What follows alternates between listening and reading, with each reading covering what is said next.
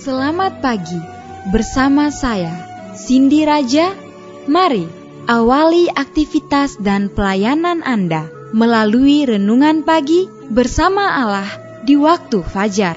Dengan doa dan bimbingan darinya, kita dapat diyakinkan bahwa pada hari yang mulia itu, ketika Yesus kembali untuk mengklaim miliknya, bahwa kita akan menunggunya di sana dengan tangan terbuka dan disambut ke hadiratnya yang kekal. Ditulis oleh Ellen G. White bersama Pendeta Denny Kanajo.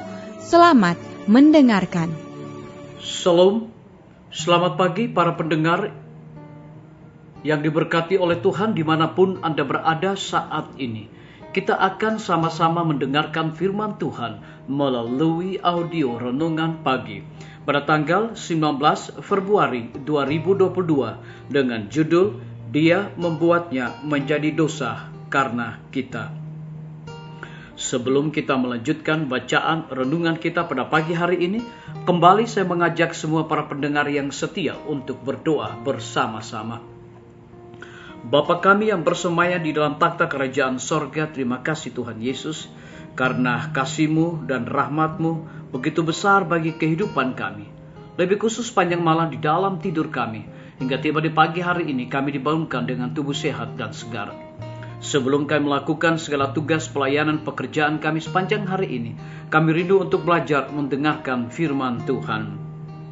Curahkanlah kuasa Roh Kudus-Mu kepada masing-masing kami, agar kami dapat mengerti dan mempraktekannya di dalam setiap kehidupan kami. Terima kasih Tuhan Yesus, ampuni kami Bapa, karena kami sudah berdoa hanya di dalam nama Tuhan dan Juru Selamat kami. Amin. Ayat inti kita terambil di dalam 2 Korintus 5 ayat yang ke-21, demikian firman Tuhan. Dia yang tidak mengenal dosa telah dibuatnya menjadi dosa karena kita, supaya dalam Dia kita dibenarkan oleh Allah. Mari kita ikuti penjelasannya. Allah memperkenankan anak yang dikasihinya, penuh anugerah dan kebenaran, untuk datang dari satu dunia yang di dalamnya penuh kemuliaan yang tiada taranya, menuju satu dunia yang dinodai dan dilumuri dosa kebinasaan, digelapi bayang-bayang maut dan kutuk. Dia memperkenankannya, meninggalkannya, lubuk kasihnya yang penuh dengan puji-puji para malaikat untuk menderita hina, malu, nista dan dibenci, bahkan sampai mati. Lihatlah, dia di padang belantara di taman Getsemani, di atas kayu salib. Anak Allah yang tiada bercela itu memikul atas bahunya beban dosa manusia. Dia yang pernah satu dengan Allah merasakan dalam jiwanya dahsyatnya perpisahan antara Allah dan manusia yang dia akibatkan oleh dosa. Sebab itulah dari bibirnya terucap jeritan yang pedih, Allahku, Allahku, mengapakah engkau meninggalkan aku? Beban dosa, kedahsyatan dosa itu, perpisahan jiwa dengan Allah yang ditimbulkannya, itulah yang menghancur lulukan hati anak Allah. Tetapi pengorbanan yang besar ini bukannya diadakan untuk menciptakan sebuah kasih di dalam hati Allah Bapa bagi umat manusia. Bukannya membuat Dia mau menyelamatkan. Tidak sama sekali. Karena begitu besar kasih Allah akan dunia ini, sehingga Ia telah mengaruniakan anaknya yang tunggal. Allah Bapa mengasihi kita, bukan karena perdamaiannya yang besar itu, tetapi Dia mengaruniakan perdamaian karena Dia mengasihi kita. Kristus adalah pengantara melalui mana dapat dicurahkan kasih-Nya yang tiada batasnya itu kepada dunia yang telah jatuh ke dalam dosa. Tiada yang lain kecuali anak Allah yang dapat menyempurnakan penebusan kita, sebab hanya Dialah yang dahulu di dalam ribaan Allah Bapa yang dapat menyatakan Dia. Hanya Dia yang mengetahui tinggi dan dalamnya kasih Allah mampu menyatakannya. Tiada yang kurang daripada pengorbanan yang tiada batasnya yang dibuat Kristus untuk manusia yang telah jatuh ke dalam dosa dapat menyatakan kasih Allah Bapa kepada manusia yang sudah hilang. Disalin dari buku Kebahagiaan Sejati halaman 16 dan 18. Biarlah bacaan renungan kita saat ini akan menjadi berkat bagi kita semua.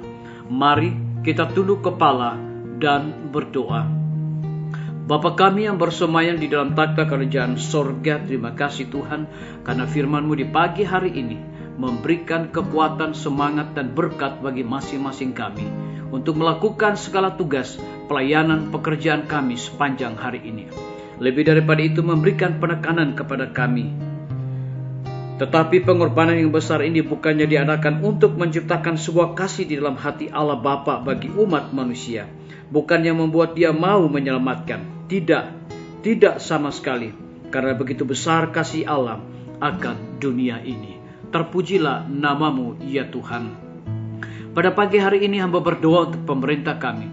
Tuhan memberkati Bapak Presiden bersama dengan Wakil Presiden, para menteri dan seluruh stafnya, Bapak Gubernur bersama wakil, Bapak Wali Kota bersama wakil, Bapak Bupati bersama wakil, camat dan seluruh stafnya, Kepala Desa, Lurah, RT, RW, dimanapun mereka berada saat ini, kiranya Tuhan lindungi pelihara mereka, curahkan hikmat pengetahuan sorga, agar mereka dapat menjalankan roda pemerintahan di tengah-tengah pandemi ini, dan juga di dalam mengambil setiap keputusan dan kebijakan, biarlah itu mendatangkan berkat untuk rakyat dan bangsa kami.